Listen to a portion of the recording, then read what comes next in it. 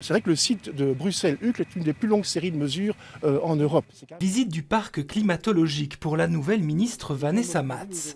C'est d'ici que certaines mesures sont réalisées, automatiquement ou pour ces appareils encore à la main, deux systèmes qui cohabitent et qu'il convient tous deux de conserver, l'un des points soulevés par ce météorologue. L'automatisation nous permet d'accéder aux données en temps réel, ce qui est évidemment très intéressant, mais dans l'absolu, les mesures manuelles restent encore un peu plus précises. Pour l'heure donc pas de changement en vue dans le parc, même si les institutions fédérales sont dans le doute depuis la formation de l'Arizona, car dans l'accord de gouvernement, seul un court paragraphe encadre leur futur. Le gouvernement veut dynamiser les institutions fédérales scientifiques et culturelles.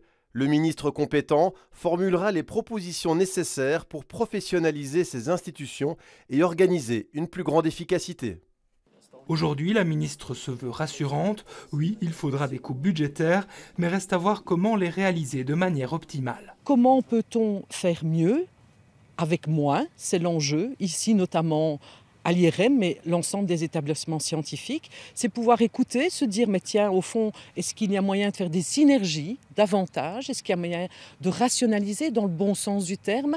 Est-ce qu'il y a moyen de moderniser? Est-ce que tous les outils sont utilisés à leur plein escient? Reste que plusieurs travailleurs de l'IRM nous confirment hors caméra leur crainte quant à d'éventuels impacts des coupes sur leur travail, comme dans l'ensemble des secteurs qui dépendent de la politique scientifique fédérale. Ça aura un impact sur la livraison de services que le département peut faire, ça aura un impact sur la recherche qui sera accomplie dans les différents établissements scientifiques. Mais à ce stade-ci, on est encore une fois vraiment occupé à essayer de traduire ces chiffres en réalité opérationnelle, en choix aussi à faire pour l'avenir du département.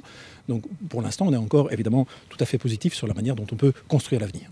Même si pour l'heure impossible de connaître le montant des économies attendues du côté de l'IRM.